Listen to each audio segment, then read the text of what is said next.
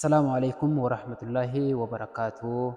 Arraan tana qophii xiqqoo takka tan mata dureen isii dhiirummaa waan jedhamu. Eenyutu akka dhiira ta'e waliin laallaa jechuudha. Zabana nuti amma keessa jirru kana keessatti dhiirummaa wanni jedhamu dhabamee jira. Hedduu aalama kanarraa dhabamee jira. Ma'anaa dhiirummaadhaa wallaaluurraa kan ka'e dhiirummaan haqiiqatti yoo laalle baay'ee ilma namaa kajoo garta.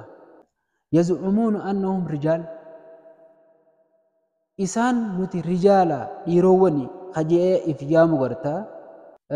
Kullu waahidin minhum tokkoon isaaniirraa ta'e hundinuu nuti dhiira jaaniitti dhaabbatanii walaakin garuutu haqiiqatti dhiirummaan tuni maa hiya madmuunuha wanni isiniif keessaa qabdu maalii wanni jedhamu hin jiru jechuudha. Gariin namaa dhiirummaa maalsaa afkarroo tana dheereessee kofoo gadi buusee akkasuma ammaas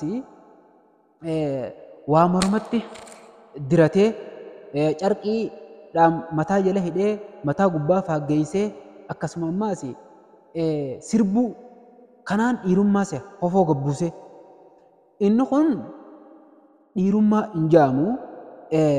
Huwa mukhaalifu numaatu kun dhiirummaa osoo hin taane sunnaa ergamaa rabbii faalleessuudha ta'a. Garii ilma namaatarraa nama akkam garta nuti dhiira warra ifiin jiru gara dhiirummaa tana nama ajjeesee gumaa baafachuu yookaan gandaa fi ganda walitti kaasuu akkasuma ammaas ganda keessa deemee humnaan afaan namaarra qabaachuudhaan horii namarra qabaachuudhaan dandeettii adda addaa hojii takkarraa nama baasuu yoo ammaan tana bakka hojii taate naman taane kafadhu hojiirra ari'ee kafadhu kaampaanii adda addaa keessatti kafadhu hambisee kafadhu ari'uu isa kanaan dhiirummaadha jedhee aalamni arraan tana kana jechuudha.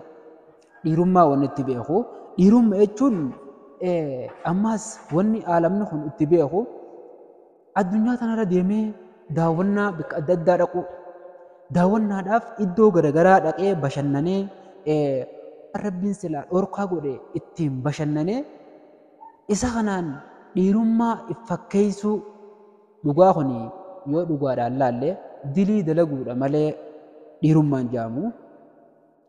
Ammaas dhiirummaa jechuun sagalee guddina qabaachuu mana keessatti lallabuu ol fuudhee dubbachuu mana keessatti. Ammas yaada nama garee aboo yaada nama sanii dhiis jedhee yaada namaa kuffisee fixu. Yaada kiyya kana qofaatu ta'a jedhee yaada nama biraa kuffisee fixuudhaan dhiirummaa kanaan ibsaa jechuudha. Dhiirummaa jechuun kanaa miti.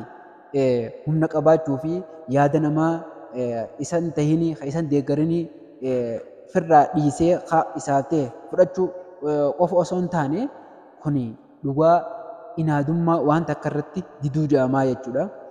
Gariin namaa ammaas dhiirummaadha jechuu tana jabina qaamaatii fi yookaan humna qabaachuu wanta keessatti zulmiidha waan takka irratti ogguu beekame dhiirummaa jechuu kanaan beekama jechuudha. Kun akkaataa itti dhiirummaan hawaasummaa keessatti ittiin barame jechuudha.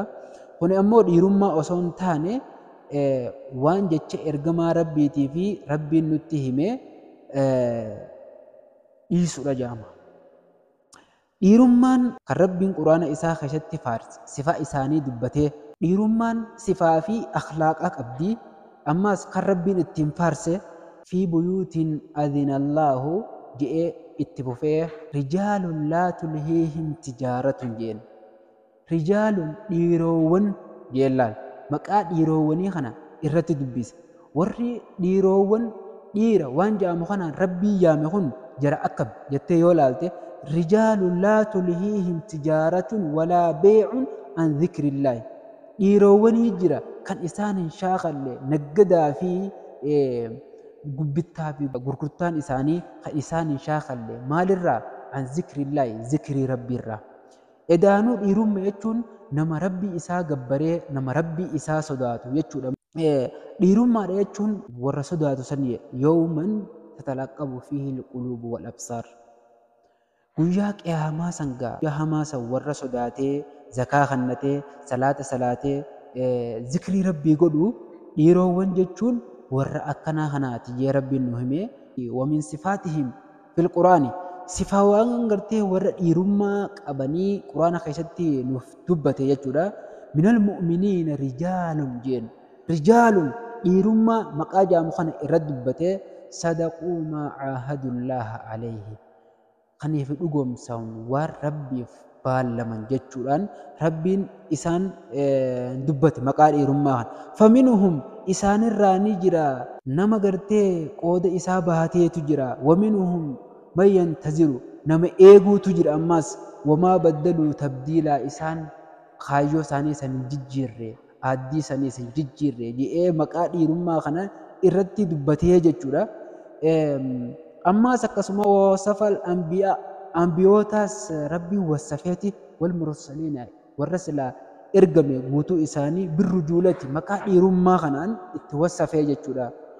وما أرسلنا من قبلك إلا رجالا نوحي إليهم جلال نتسين درتيس وانرجنا يا إرجما خي يا محمد ورسين درا الرئيس ديروان ملء جين حجر إسانتي بيس سجون جيه مكان ديرما خنا إرد بته خناف وني ننكاسف ديرما دجتون أتي هم نكباتي يخاو نما تكوفش ليسو غندا في غندا ولبوفتي غندا ولنياتشي سوسونتانه warra rabbi sodaatee fi ibaadaa rabbii godhu dhiirummaa jechuun warra kana jechuudha. kanaaf warra dhiira haqiiqaa dhugaasan rabbi nu haa taasisu. Wabillaahi tawfiq. Assalaamu alaikum warahmatullaahi wabarakaatuh.